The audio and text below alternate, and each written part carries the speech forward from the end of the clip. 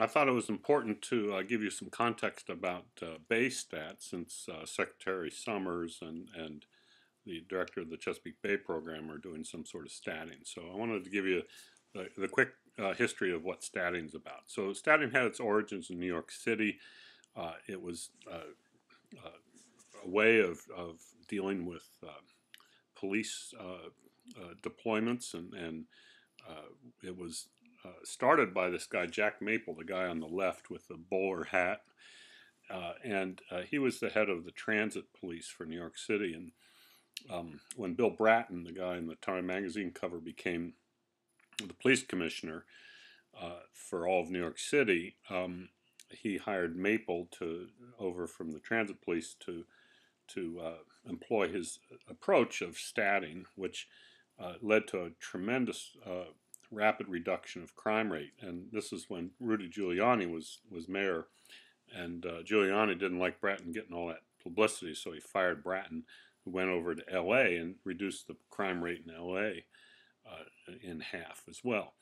Jack Maple was stayed in New York City until he died, but he was a guy who wrote a really interesting book called Crime Fighters, and he had these four central tenets of statting: accurate and timely intelligence shared by all. And the reason I highlighted shared by all is when Governor O'Malley gives his spiel on statting, he emphasizes shared by all. So it's not just information to the political leadership or to the supervisors, it's to everybody, the rank and file, and even the public.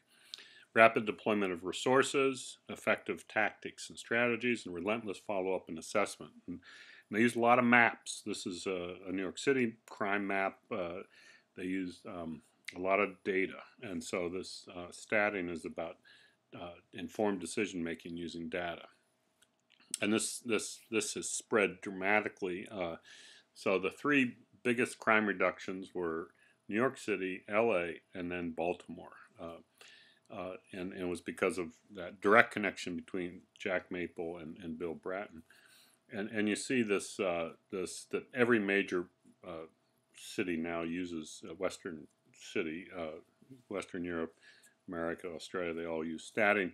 This is it's a web page from L.A. Police Department, and on the left, on the right is from New Orleans, who are active statting these crime, and it's providing some predictive capacity as well. So you know, if there's a subway stop from Fridays from 4 to 6, there's a mugging every week. Well, you deploy a plainclothes person, you catch the person that's been doing that, as an example.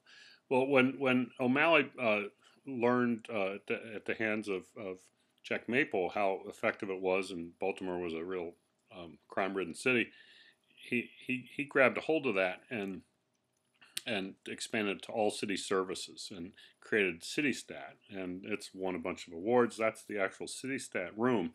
And it's a little misleading because the governor, the mayor at the time, is at the podium, and I've been in this room now because they have HarborStat. And what they do is the mayor usually is sitting down at the table that you see to the lower right with other agency leads. But then the point person, the person up there talking, is the one that's being interrogated essentially by the mayor and his colleagues, and they use data on the two screens behind, and they say, well, why haven't you made the progress that should be made? So it's really proven quite effective. So when the mayor became the governor, he said, well, that worked really well for all city things. Let's try it for the state. Created StateStat, and there's a StateStat room at the Capitol there. And here are his things, specific measurable objectives, which in state government tended to be kind of fuzzy and long-term. Regular meetings, managers are held responsible, but they're given more autonomy. You know, they're allowed to make decisions on the fly, and they use data to assess the progress. And so that's the StateStat thing. Now, BayStat was created as part of that. In the BayStat, you see the governor here leading the discussion, and to the left of him is the Secretary of Natural Resources, John Griffin, the StateStat director to his left, and then the other agencies, you see the back of Don Bosch's head. You see Buddy Hance, the Secretary of Ag, the Secretary of Planning's there, the Secretary of Environment's there, and in this there's this Socratic method. So he asks questions and and and and and and has sort of a method behind his madness. So he asks a set of leading questions to get at what are the holdups? What are the things that would enhance uptake of cover crops or accelerated sewage upgrades or whatever the target is? How can we make it better? And it forces everybody to start thinking, A, collectively, working between agencies, and B, efficiency. How can we be more efficient? And it's not a bunch of presentations. You see a PowerPoint there, but it's more the PowerPoint slides are used to show tables, show graphs and maps, and interrogate the data rather than somebody taking a turn and clicking through a bunch of slides. So if you go to the BayStat website, you'll see the health, and we'll talk more about report cards later, but the Chesapeake Bay health, the causes of the problems, and then the solutions. And the solutions are really where the focus of this BayStat is how to accelerate, in this case, cover crops, but a whole series, geographically referenced series of best management practices. So this has been a real boon in governance. It makes shorter term deadlines and quicker turnaround, more accountability, and this is when O'Malley seeks even higher office, he'll be touting this approach, this statting approach. Chesapeake Stat was developed as at the Bay program level, and it doesn't have that governance structure that with a strong single CEO like the governor, but it does have a bunch of good graphics on the web using the goal. These are the list of the 6 goal implementation team. Goal team 1 is fisheries, and then habitats, water quality, watersheds, stewardship, and then decision support. And so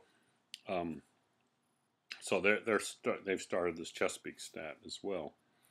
The one thing I want to point out is the statting is not an entirely new concept. It's been enhanced with computer web interface, but it's the concept has been around for a long time. And there's a great case study by John Snow, this physician who actually was a fellow who was Queen Victoria's anesthesiologist. He was one who invented ether as a anesthetic, and but as well he plotted out this, they call it the ghost map. There's a book written called the Ghost Map, and each of those black dots on this map of downtown London was a death where cholera had claimed a victim, and then each of the red circles with a P is a pump.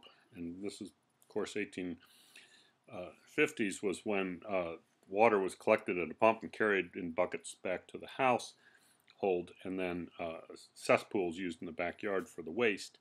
And so before reticulated water or wastewater, well, this Broad Street pump, the one in the middle, was contaminated and was causing cholera. And people coming from far and near it was a popular pump that had good tasting water, but it was contaminated. And by using this map, John Snow was able to convince the city founders that the pump handle should be removed, and now there's a John Snow Society in London, an annual ceremonial pump handle removal to signify the importance of using, in this case, a really good map that linked cause and effect and was able to institute social change. So the statting, as primitive as this was back in 1854, is not a brand new concept, but it's certainly elevated now to a major form of governance, of smart governance, and you'll be hearing more about this, I'm sure, from